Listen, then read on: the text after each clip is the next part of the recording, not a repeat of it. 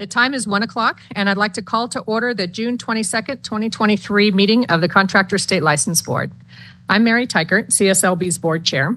Most of our board members are here in person, but we have board member Jim Ruane and several CSLB staff who will be using cameras offsite.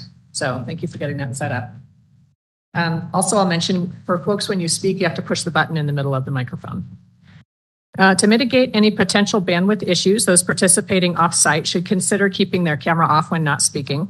Any board member or staff off-site who'd like to comment during the meeting, please turn on your camera and select the raise your hand icon on the WebEx application. Our moderator will call upon you, at which point, please unmute yourself. Chair Diana Love to lead us in the Pledge of Allegiance.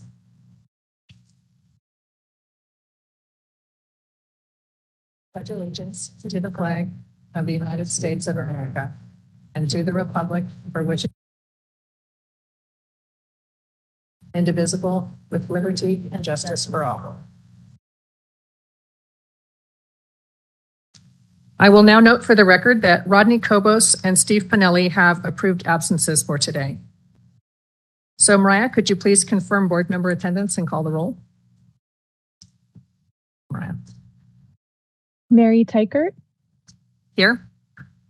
Rodney Kobos, approved absence. David De La Torre. Here. Miguel Galarza.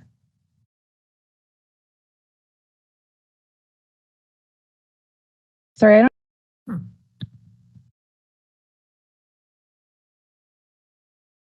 Amanda Gallo. Here. Alan Guy. Here. Susan Granzella. Here. Jacob Lopez. Here. Diana Love. Here. Michael Mark. Here. Steve Pinelli, approved absence. Jim Ruane. Here. Johnny Simpson. Here. We have a quorum. Thank you very much. So before we continue, I'm very pleased to introduce our newest board member, Amanda Gallo, who was appointed by the governor's office in March. So since 2018, Amanda has served as a management analyst for the Fremont City Manager's Office after 4 years at the Santa Clara County Housing Authority as senior policy analyst. Ms. Gallo is a member of the Municipal Management Association of Northern California, Emerge California, and the New Leaders Council of Oakland. She comes to us with a Master's of Business Administration degree from Santa Clara University and a Bachelor of Arts in Legal Studies from UC Berkeley. I'm happy to report she's hit the ground running, and I've authorized her to participate in the IT Advisory Committee alongside board member Susan Granzella. With that, please join me in welcoming Ms. Amanda Gallo. Welcome. Also joining us here in person are the following CSLB staff: Registrar David Vogt, Chief Deputy Registrar Mike Jamnetsky, Chief of Public Affairs Catherine White, Chief of Information Technology Jason Perez, and joining us for our first in-person board meeting is Board Counsel John Kinn. Where's John? Oh, there we go. Yep, sat down. John, it's my understanding that you have an office at CSLB headquarters and have provided outstanding legal counsel to the board and staff, so thank you. Joining us by WebEx back in California are CSLB staff, Chief of Legislation, Fauna Lamar, Chief of Enforcement, Steve Grove, Licensing Manager, Carol Gagnon, Budgets Manager, Stacy Paul, Public Information Manager, Rico Garcia, who is serving as our WebEx meeting moderator today, and Executive Analyst, Mariah Rivera, whose voice you've already heard this afternoon. So on behalf of our board and staff, we want to thank everyone here at the United Brotherhood of Carpenters International Training Center for hosting us. We were here last in June of 2018 and are pleased to be back. And I'm particularly pleased to acknowledge Western District Vice President Pete Rodriguez for his role in obtaining this facility and also for his efforts supporting Jacob Lopez in joining this board. So we're very happy to have Jacob and glad for both of those things. So Mr. Rodriguez, my understanding is you're available and to say a few words. Thank you, sir. I appreciate that. Well, welcome to the ITC. Bienvenidos. This campus is about 1.2 million square feet of a training center. A year we run through this facility about 15,000 members. And we invest collectively throughout the United Brotherhood of Carpenters about $200 million in our training. Our carpenters, our members are represented here in the United States, Puerto Rico, and in Canada. And here, for the most part, I think you guys are going on a tour tomorrow, right? But you'll see a lot of locations there where you see train the trainer and some of the more delicacies that we got to get into to make sure that our apprentices are receiving the best training by the best trainers. So they come here and then we disperse them back to their respective locations. But as you've seen today, Thursday is a very big day for us here. We start to bring in members from all over the country. They learn about more than just wearing tools on their sides, on their hips. Here is where we speak to apprentices about leadership and about what does it mean to get to the next level.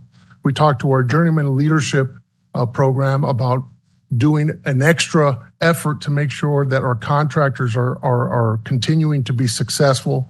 And then we also have a conversation of, hey, if you're representing me as a labor organization, why do you care if a contractor is successful? So we get into that whole conversation about if the contractors are successful, we continue to work, et cetera, et cetera. We've got a foreman program here, steward program here, and then we also bring in our contractors and we have a collaborative leadership where they get together with the business representatives, with rank and file and contractors, and we collaboratively come in here and we talk about issues that are going on the job sites and how can we solve them together and then get back and go to work. That way there's nothing being left or lost in translation. Delegate meetings and training here to make sure that the delegates in the process understand what their roles and responsibilities are and so forth.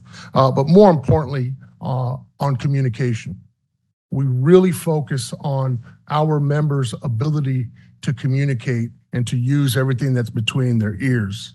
For a carpenter, and no disrespect to the other trades that I know that are represented here, for many times we're the first ones on, last ones off.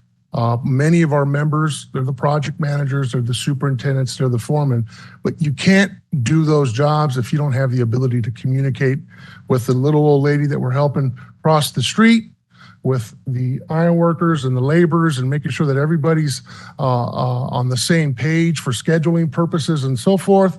And then also being able to speak with the end users to make sure that we're successful with the goal of, like any other contractor or developer, and that's to make sure that the job gets done on time, under budget, and it gets done safely. With you guys here, for us, it's extremely important for us, and like when he said, Jacob asked me if it was okay if we could open up our facility. I said, absolutely. And one of the reasons why I wanted you guys to be here and to have my time with you is the market's changing in California and in Nevada. There's a major need for housing, and housing's going to be built. The question is, who's going to build it? Right now, I could guarantee you, I could walk you into any housing tract and we will find unlicensed contractors. We'll find workers that are being taken advantage by criminal contractors, labor brokers, coyotes, et cetera, et cetera. And I'm not just saying this because it's part of my gig as a vice president or as the union labor leader and so forth. I experienced it. I seen it. I come from a compliance program for 16 years where we assisted the enforcement agencies to give them the information on this kind of conduct. But the only way that we're going to build a better California and build a better Nevada is if we make sure that there's a level playing field, and that's where you guys come in. You're the first step towards a contractor coming into compliance and making sure that they play by a level set of rules for everybody. That's everybody, from the landscaper to the carpenter, to the iron worker, the laborer, and so forth. Everybody deserves to be paid a fair wage. Nobody should have to live off the books and try to figure out where next week's paycheck is coming from. And definitely nobody as a contractor should be able to be undermining our legitimate tax-paying contractors that do everything they can to stay above water, but every day somebody's trying to take their knees out by using some illegal practice and so forth. So I really want to thank you for the work that you guys have done. but I really want you to know that as an organization, we're here to support you with anything you need to make sure that you guys have the tools necessary, even if it means bringing folks in here to have these kind of meetings and conferences and so forth. Wanted to recognize California State License Board David Folk for being here today. Thank you for coming in and your leadership. Diana Love, Vice Chair. Thank you for being here, ma'am. Also, I was told that earlier in 2023, Diana Love, you reported that you were going to be running for Secretary of the California Democratic Party. I believe there's a congratulations that's in order, right? You were successful at that. Congratulations for that. And then I definitely want to welcome the other trades. Many times you hear about the trades fighting with each other and so forth, but the reality is when you're passionate about something, people get emotional and they get excited. At the end of the day, let there be no doubt that we're all on the same page with fighting for the best interests of our members, making sure that they have the union jobs, the union wages, and the union benefits. And if they're not union members, that they have the highest standard possible, so that way they have the ability to feed their families, and you're not really undermining a system, but you're actually living your parents' American dream, and you guys are that first stepping stone towards building that foundation. So on behalf In Western District Carpenters for hosting terrific venue we're able to have. So with that, let's move on to item B, which is public comment for items not on the agenda and future agenda. This would be the time where you can make them. If you do have comments on one of our agenda items, we encourage you to wait until we get to that item. We will give you an opportunity to, okay? And Rico, can you please check to see if there are any members of the public who wish to address the board or offer a possible agenda item for a future meeting? Okay. We do not have any hands raised from the public. All right, thank you very much. So next is agenda item C, presentation of certificates of recognition. So today we're recognizing board member Johnny Simpson, whose term ends at the end of the month. Board member Simpson is one of the longest serving members of the board, appointed by the Senate Rules Committee in 2015. In his time as a public member, let's see here. Oh, here we go. In his time as a public member, Mr. Simpson has been a tireless advocate for the trades and has provided his influential voice on countless issues before the board over the last 8 years. In 2020 and 21, he provided leadership as the board chair during the COVID-19 pandemic and CSLB's structural budget imbalance and emergency fee increase regulations. So got a lot of the fun stuff. He's provided a voice of support and knowledge for board members and staff in his time on the board. And I will now read the plaque. The Contractors State License Board thanks Johnny Simpson, board member 2015 to 2023 and board chair 20 to 21, in recognition of your outstanding contributions to the Contractors State License Board, the people of California, and the construction industry. Thank you for a job well done.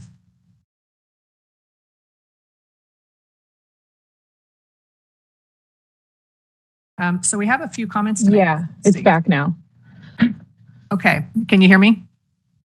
Terrific. So let's start out with David. I understand you'd like to make a comment.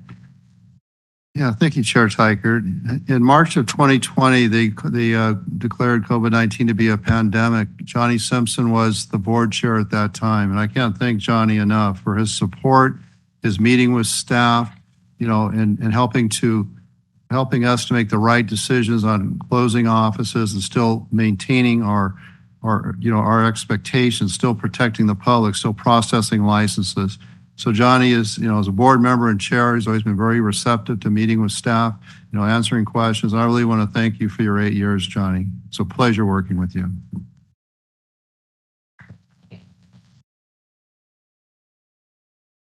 Do any other board members in the room have a comment? Miguel. Thank you. And Johnny, I appreciate you taking me a little bit under your wing, even though you're an electrician and I'm a carpenter. Your knowledge was instrumental in helping me understand the board, and your friendship was appreciated in making me feel at home, comfortable, and sharing your knowledge with that. I thank you. Thank you, Board Member Galarza. Any other comments in the room? I do. Okay, Susan? So Johnny, I have to add that we came on the board at the same time. And while I was not part of the trades, I was still trying to learn what the board did. And it was obvious that you knew what you were doing, and that when we would, over the last 8 years, have discussions, and the moment it went sideways or something, Johnny was always there, never hesitating to remind us that we have a goal in mind and what your opinion might be. It wasn't always, I think, the right one, but we never knew. It was always great to have your enthusiasm and what you added to the board. So thank you very much, and you will be missed. Thank you. Okay, Diana? Yes, when I came onto the board, Johnny was the chair, and he was very kind to me and mentored me and gave me advice as to what to look for, what to listen for, and what to do. And it has been most appreciated and has stuck with me all this time. And you will be truly missed. Thank you. Michael? Yes, Johnny, what can you say? I will say, as soon as I joined this board, you were one of the first to come and say, congratulations, welcome to the board. And that mentorship and guidance that I know throughout your entire career, it's been stellar. I will say you're retired from your official job, and now you're retiring from our board, and you're going to have so much more time for the things that you want to do in life. So congratulations, Johnny. Thank you. Any other comments? And I get to back clean up and say how much I've appreciated working with you, Johnny. I've appreciated the fellowship and your professionalism and constant engagement. So super glad to have gotten to serve with you, and congratulations on your retirement. Are there any board members offsite that have a comment? Any comments from the public here in the room? And Rico, can you please check to see if there's any comment from members of the public? We have no hands raised. Perfect. So with that, Johnny, if you'll come up, we'll just take a quick picture and give you your beautiful.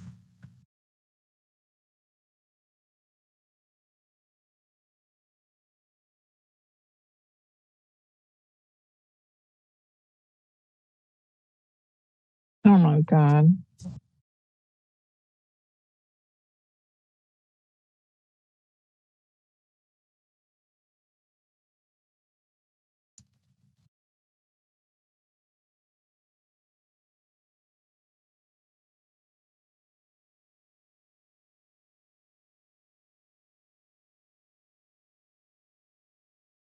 Okay, so next we will move to agenda item D1, the review and possible approval of March 21, 2023 board meeting minutes, which begin on page 11.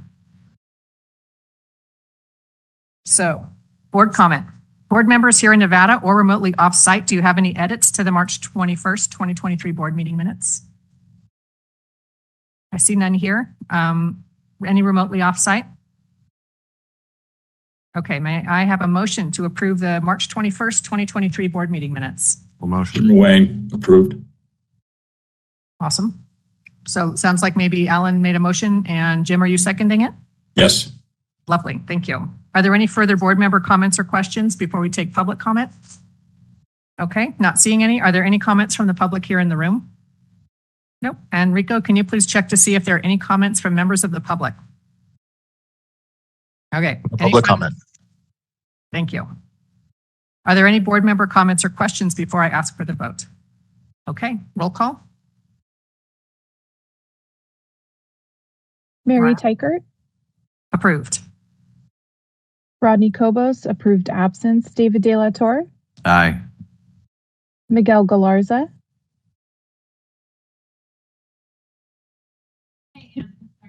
Amanda Gallo, Don't I abstain? Yeah, abstain. Alan Guy, Aye. Susan Granzella, Aye.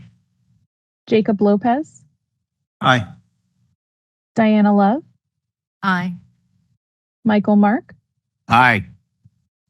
Stephen Pinelli, approved absence. Jim Ruane, Aye. Johnny Simpson, Aye. motion passes. Thank you very much. So next we'll move to agenda item D2, the election of officers. So note for those following along, there is intentionally no written content in the board packet for items D2, 3, and 4. At our March 21st, 2023 board meeting, I appointed board members Susan Granzella and David De La Torre to serve on a two-person nomination committee to recommend to the board a slate of officers for chair, vice chair, and secretary for the next fiscal year, which starts July 1st. I now turn the floor over to David De La Torre.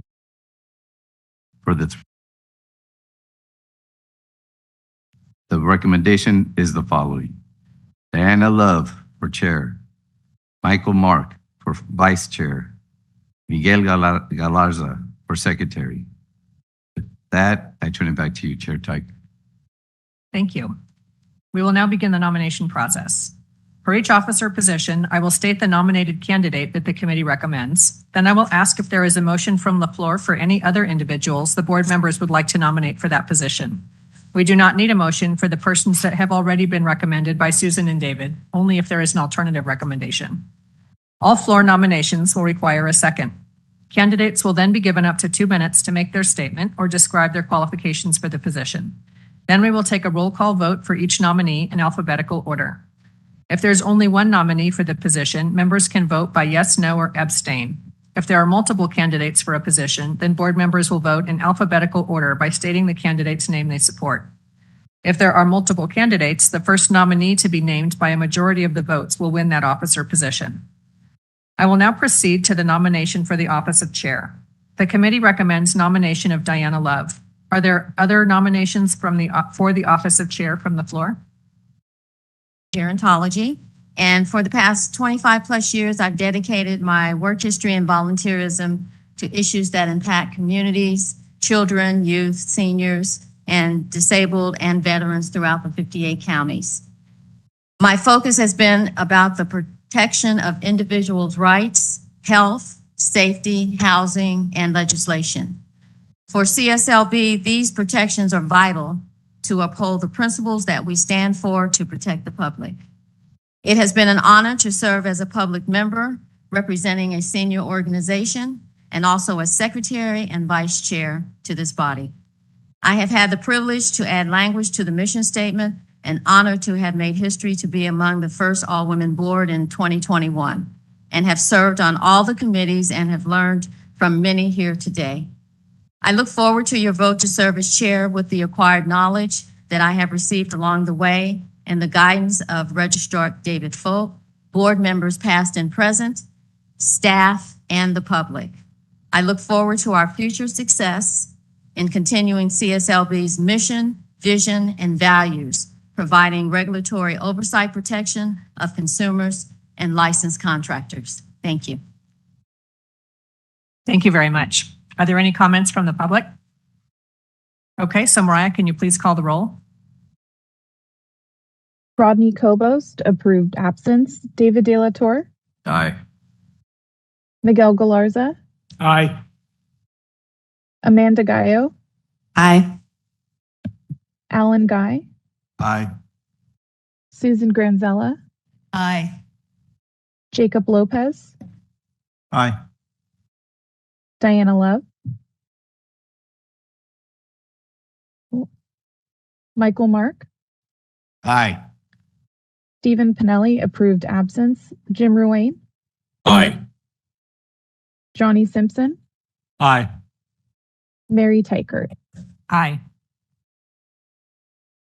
Okay, so that passes for chair. Congratulations. So next is the nomination of vice chair. The committee recommends nomination of Michael Mark. Are there any other nominations for vice chair from the floor? Okay, seeing none, I will now close the nominations and invite Michael Mark to make a statement. Well, I continue to serve on this board. In this current capacity as secretary, I appreciate everyone's time so far here. I've learned so much from David, and I will, as we continue on as vice chair, continue to serve as a public member of this board as a labor organization. So far, I've learned so much, and I continue the success, and hopefully as a board, we're going to continue the hard work we're doing together. So thank you. Thank you, Michael. Are there any comments from the public? Okay, so in that case, Brian, can you please call roll? Rodney Kobost, approved absence. David De La Torre. Aye. Miguel Galarza. Aye. Amanda Gallo, Aye.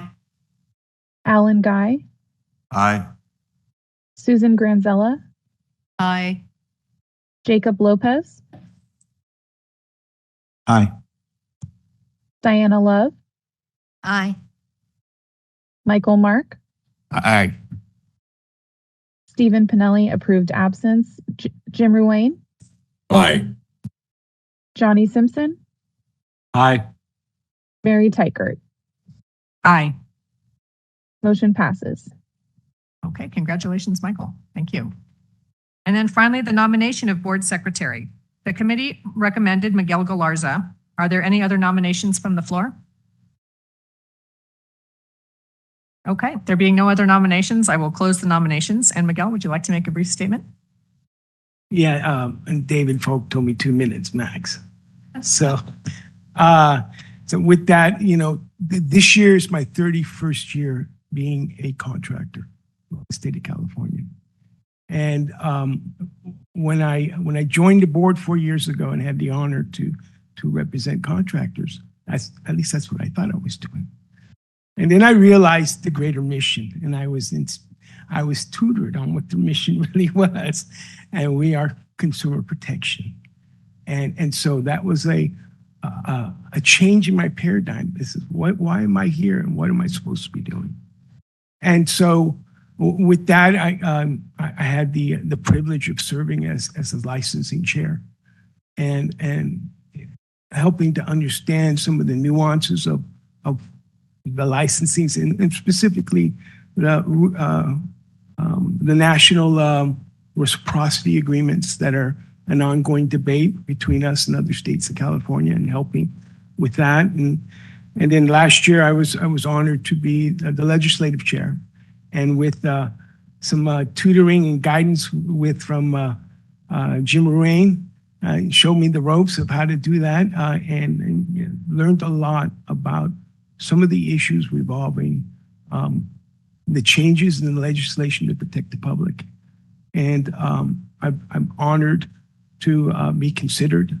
I'm honored for the nomination group to think that I had the ability to do this. And so I look forward to continuing to advocate for contractors who are not, who are below the radar, to become licensed, and to make sure that they see that to be above board and to play by the rules, and encouraging smaller contractors to seek licensing. And I thoroughly enjoyed being with you a year ago, and in advocating for women in construction. And so a couple of weeks ago, we did a senior stopper, and that was fantastic. I really had a great time. And hopefully continue to do that and advocate for all of us to be the face of CSLB and make sure that the public knows that we're here to protect them. And so thank you again for nominating me. Look forward to serving. Thank you very much, Miguel. Are there any comments from the public? Okay, so board members, you will need to state by name who you're voting for. I'm not sure why that is, actually, since it was a committee nomination. Okay, cool. Awesome. Good. So thank you very much. Okay, so Mariah, can you please call the roll? Rodney Cobos approved absence, David De La Torre, Aye. Miguel Galarza, Aye. Amanda Gallo, Aye. Alan Guy, Aye. Susan Granzella, Aye. Jacob Lopez, Aye. Diana Love, Aye. Michael Mark, Aye. Stephen Pinelli approved absence, Jim Ruane, Aye. Johnny Simpson, Aye. Mary Tykert. Aye. Motion passes. Fantastic. Congratulations to all of our new officers.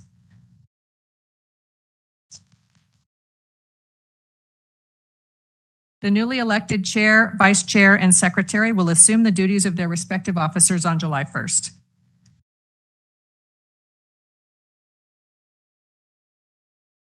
Okay.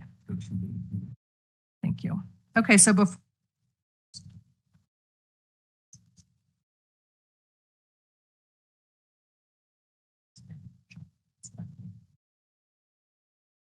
Okay, so my apologies. Before we move to D3, we're going to call for public comment again for items not on the agenda because there were technical challenges, which I'm sure we're all shocked by. So someone tried. May I once again call for public comment on items not on the agenda? Yes, Debbie Rodriguez, you are unmuted and you have 3 minutes to speak. Oh, can you hear me then? Yes. Okay. As noted, my name is Debbie Rodriguez. I have brought an issue before the board before, and it is not fully resolved. One is pertaining to cities, counties, and other forms of municipal organizations hiring unlicensed contractors. It's mostly revolving around the public display of art, painting murals on buildings and walls, or designing and installing artwork on public grounds. And they are hiring unlicensed contractors, and it's not any small thing. These contracts run in the tens of thousands, sometimes in the hundreds of thousands of dollars. And the governments that are putting out these contracts are disregarding the law. Some of them are just outright flouting it. They just don't care. The letters that I've received from them say they just don't apply. They say that artwork is not painting and decorating. It's ridiculous, and I don't understand why we were going out there and performing stings of small-time operators around the state, when there's such easy pickings right here, and you find any city, any county, they're all doing it these days. They put out requests for proposals, and they say that's not the same thing as a bid, but it all ends up in the same thing where an unlicensed contractor comes on, he performs the work, they get paid from the city, and it's way more than $500. So I wonder why the board is not addressing this. Let's get this huge budding industry out there of murals, painters, artwork, and stuff like that is now gaining popularity. And all these people that are putting in these bids are being led to slaughter, in a sense. They're being made to believe that. Debbie, you have 1 minute remaining.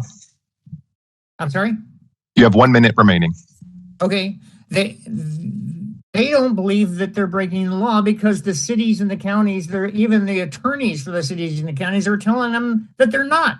And I have that in writing. They have written that to me. Not the artists themselves, some of them, yes, but I'm talking about attorneys for the city and the counties. They just don't believe that the law applies to them. And I think that this board should do something about that, because I have brought this before. It's been a year or so since I've been here, but it's still happening. It's actually accelerating. So that's what I wanted to say. Okay, well, thank you for calling in and making some comments, and our registrar, David Fote, will follow up with you directly on the content of your comments. So thanks. Any other public comments? No more public comment. Okay, thank you very much. In that case, we will turn to agenda item D3, the 2023 Sunset Subcommittee appointments, which I will turn over to Registrar David Fote. Thank you, Chair Tykert. I have an update on the sunset review process I wanted to share with everyone this afternoon.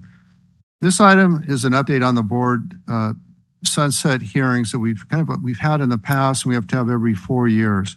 So what happens as a board or bureau is you're required to go in front of the Senate every 1 to 4 years.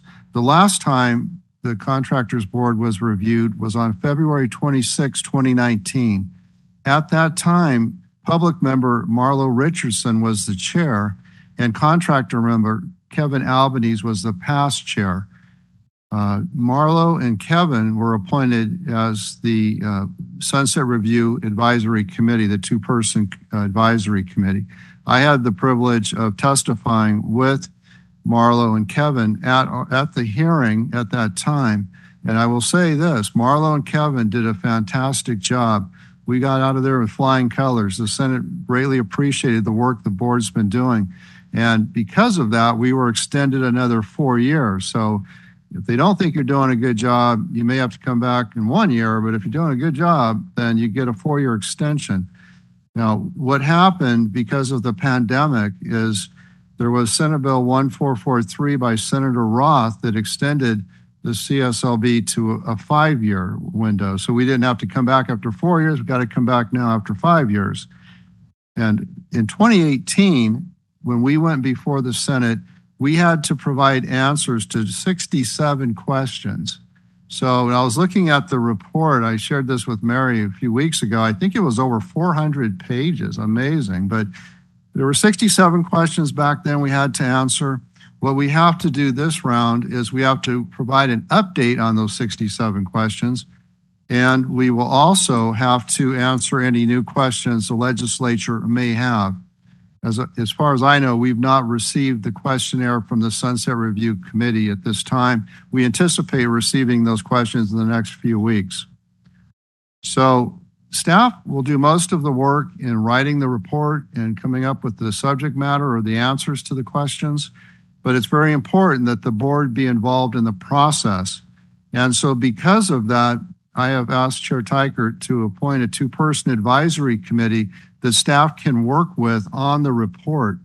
And the plan is to bring answers to those 67 questions and the new questions to the board, maybe just the highlights, perhaps most of them, I don't know, but we'll bring it to the board in September so you're well aware of what we're working on and the approach we're taking.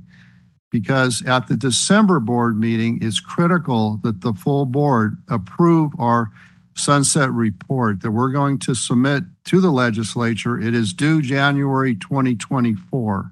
So we want to keep the board involved every step of the way. We're going to give you a status update in September, and we're going to ask that you approve the report in December. And then we expect to be testifying sometime in February or March. And I do want to just close by saying that Fauna Lamar, our Chief of Legislation, is taking the lead on the report. And so, you know, her work's cut out for her, but fortunately for all of us, she has a lot of experience in preparing Sunset Review reports. So that would be my update. Thank you very much, Registrar Foat.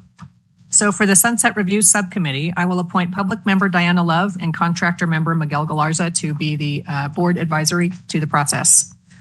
And begin by asking for comment. So board members in the room, does any board member have a comment on this process as described? Okay. Board members offsite have a comment? Any public comments here in the room? And any public offsite? Rico, can you please check to see if we have any members of the public commenting? No public comment. Thank you very much. So that concludes this item. No action is required by the board. Thank you. Also want to state for the administrative record that Miguel Galarza obviously has joined us. And so he came here following the attendance roll call, but he is at the meeting. So that's added to our record. Okay, now we'll move on to item D4, the registrar's report. This is an oral update only. There's no supporting content in the packet, and I will turn it over to Registrar Foat. Great, thank you. So I have an update on our efforts to retain 2 consultants. As you'll recall, December 8th, 2022, the board approved spending $50,000 to $100,000 to hire a consultant to perform an enforcement, workload, and process improvement study. And I reported at that time that we were in negotiations with Cooperative Personnel Services, otherwise known as CPS, to perform that study. I am pleased to report that CPS came back with a price of $68,000, so that's less than the $75,000 allocated. And the contract is with DCA. And the last, I heard 2 days ago that we're very optimistic. The analyst stated that it's very likely the contract will be signed and executed by the end of this month. If nothing else, that's the goal. So that contract is moving forward. Now we're having a little more difficult with hiring the second consultant. And if you recall, the board authorized spending up to $75,000 to hire a consultant to identify just how much unlicensed practice is out there. We all know there's a lot of unlicensed practitioners, but just how many are there? We know how many proactive enforcement staff we have. We have 27 investigators. We have 58 counties in California. We don't have an investigator for every county. I've reported at prior meetings that we've worked with Senator McGuire, our Senate leader, on how we can effectively protect consumers and declare disaster areas and make sure we have the resources we need when we have a bad actor in those areas to take action timely, to take effective action. So what resources do we need for disasters as far as enforcement and having a proactive presence in those areas? We've reached out to 3 universities. We've talked to a consultant. I talked to a consultant that's done a lot of work for the Department of Consumer Affairs and CSLB. And we found a consultant that had performed, it's a nonprofit that had performed a similar study many years, and back in 2014 to be specific. And we talked to them about whether they'd want to do it. We reached out to the universities and the prior consultant and this nonprofit because we wouldn't have to use the we call it the request for proposal process, which is can be time consuming, can take up to a year to hire a contractor through that process. So we wanted to find someone that has a master service agreement with the state so we could simply contract with them. That's why we were contacting those entities. But only one of them showed any interest, and that was a nonprofit. Problem there is they wanted at least $300,000, significantly more than $75,000 allocated. So I talked to Michael Mark about it. And the thought is we're going to have to go with the request for proposal process. So we are working on that now. That'll give us an opportunity to clearly modify the scope of the contract. It may not be able to be done for $75,000, but we don't know what the cost would be. We're going to go forward. Our plan is anyways to go forward with a $75,000 cap and just see what happens. And if we can't find a consultant for that price, I would come back to the board and ask that there be consideration on raising it. So that's kind of where we're at right now. But as far as the RFP, right now, DCA is working on the Department of Consumer Affairs is working on the RFP for us. But because there are many contracts that have a June 30th expiration date, they've tabled it until July. So I don't have an update on just when that would be done. I don't know if Mike Chemnitsky, if you have any more information than that, other than they told us they'd be getting to it in July. But that's where we're at as far as hiring the second consultant. I'd be happy to answer any questions. Do any board members? No, I'm done. Okay, so do any board members in the room have comments?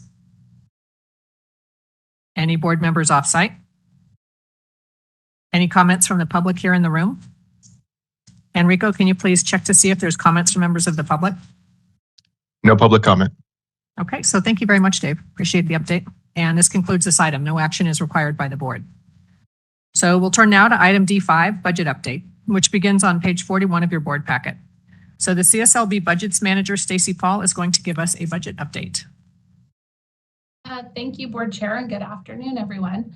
The budget update begins on page 41 of your packet. The first page summarizes the budget and projected expenditures for this fiscal year 22-23. With an authorized budget of $80 million, we are projecting to bring in roughly $92.5 million and spending approximately $78 million on board expenditures. This should increase our reserves to $17 million, which is just over 2 months of operating expenses. If you flip the page, the first chart shows fiscal year 22-23 budget and expenditures through April. Nothing too exciting. In fact, we're spending less than expected at only 80% of our budgeted authority. The chart directly below shows our revenue through April. Overall, we're doing well in bringing in slightly more revenue than projected, while still exceeding prior year revenue by 20%. On the next page, this chart is our fund condition, which projects out to budget year 23-24. The middle column is our current year, where it shows our beginning fund balance at $9.1 million. If year-end projections are realized, as discussed on page 41, then reserves at year-end should be $17.2 million, which is roughly 2.4 months in reserve. If you look at the last column, that's next fiscal year, you can see we should continue to gradually replenish our reserves to $20 million, getting us closer to almost 3 months in reserves. Flipping the page, page 44, the chart is the CMEA fund condition. As you all know, previously for this fiscal year, we increased our authority to 175,000 appropriation. This same process is beginning this fiscal year as we speak, as the fund is healthy and continues to receive an increase in donations from our licensees. At the next board meeting, we hope to have an update on the status of us increasing this appropriation. Lastly, let me quickly touch on the statistical summary details on the next 3 pages. No big surprises through April. We're seeing an increase in new apps in HIS, and our active license population seems to be stabilizing as it's the same as over the last year. This concludes the budget update, unless anybody has questions. Thank you, Stacy. So we'll start with board members in the room. Is that the same as questions or comments? Because that's what I ask for next is you guys. Board members, please go ahead with your questions. I guess I'll go first. Question or comment? Thank you, Stacy. I had a question on page 42. I know because of the wildfires, we've had a lot of use of emergency use for staff. Is that why our overtime budget is a little bit higher? And then a second part of the question for Stacy. Thank you for all the hard work. I think I saw a memo that a lot of the overtime money has came back from for doing this extra work from mainly enforcement staff. So maybe that's a 2-part question there. Yes, so the overtime budget line item is definitely attributed to the disaster response efforts. So basically, staff have to charge their time, which hits our fund, and then we get a general fund reimbursement, which goes back into our reserve account to cover those costs that we expended. So far, we've received $1.3 million in recovery costs for our efforts, and that includes basically overtime, regular staff time, per diem, all the travel costs due to the vehicles driving, mileage, everything like that. So yeah, we were successful. So that was exciting with all the work that everybody's put into that. Thank you, Stacy. I wanted to make sure it's public record that all the hard work that you've done on that endeavor. So thank you. Sure. Thank you, Michael. Susan? Hi, Stacy. Board member Susan Granzella asking you yet another question about the budget, but I'm really glad that you're on the call. So looking on page 42, we have exam proctor.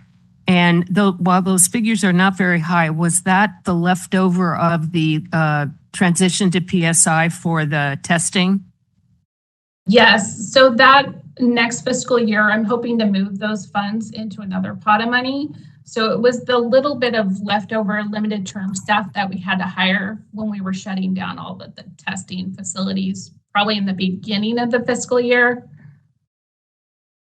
Okay. And the next one, and I know because we did have the transition in the past year, we should be able to do the comparison between the CSLB, what the old system was, and PSI, and what those savings are and the added benefits.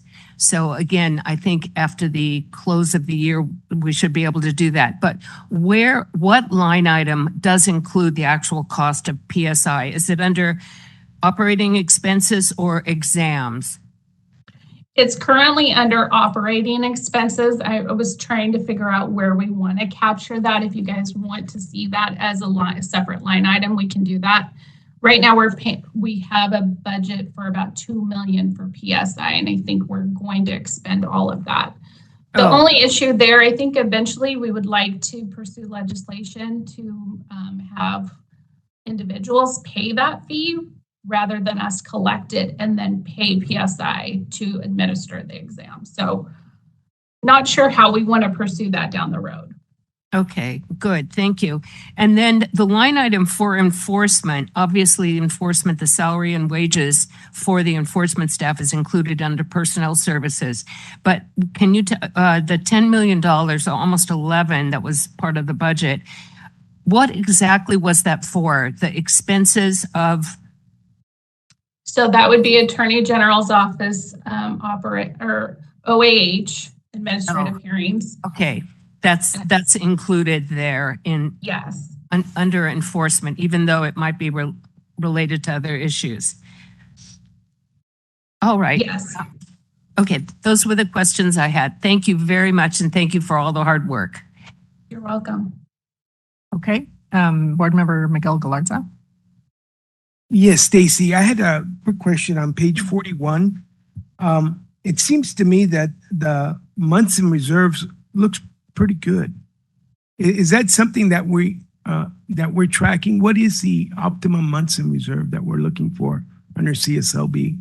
So I believe it's by statute, it's 3 to 6 months is where they would like to have us within that bubble. We definitely don't want to get above the 6 months. So we're trying to get within like that 4 to 5 range would be ideal in case there's a recession or anything like that, because, 2 months in operating expenses, if something were to happen, that wouldn't sustain us for very long. I appreciate that. Thank you. Sure. Are there any other, Alan? Yep. Yeah, thank you, Steve. I don't know if this is for you or David, but on page 45, original applications received are up almost 17%. But on page 46, original licenses issued is down 19%. Should we be concerned with those statistics, or is there anything we need to dig into? That might be more of a licensing question. I'm not sure if that's because we do have a backlog, if that's attributed to that. So as original apps are received, they're obviously going to post them in the system, and then there might be a delay based on how long it's taking them to take an exam or get their license. I'm not sure of all that. This is Dave. I would like for Carol Gagnon, who I believe is with us today, to respond to that, because it is kind of surprising to see those numbers and that we are at almost a record low for processing times now for our original apps. So is that kind of a holdover when we were somewhat backlogged? Carol, could you answer that question? Certainly. So first of all, what's happening is we do have a little bit of a backlog still because of COVID and because of also we finally increased staffing and licensing, so it's going down, but it's taking a while to catch up. We also have the problem of, in the old days, we would automatically schedule their exam. That's it. You're approved for an exam. You're taking your test in 3 weeks. Well, now they can pick their exam date at PSI because they have a choice of 20 test centers. They can pick, evening hours, everything. So our candidates are pushing out a little farther to give themselves more time to study, but that means we end up more of them sitting in that application approved, not yet licensed, waiting period, waiting for them to take their exam and find the optimum time for themselves. This is a lot of what's happening.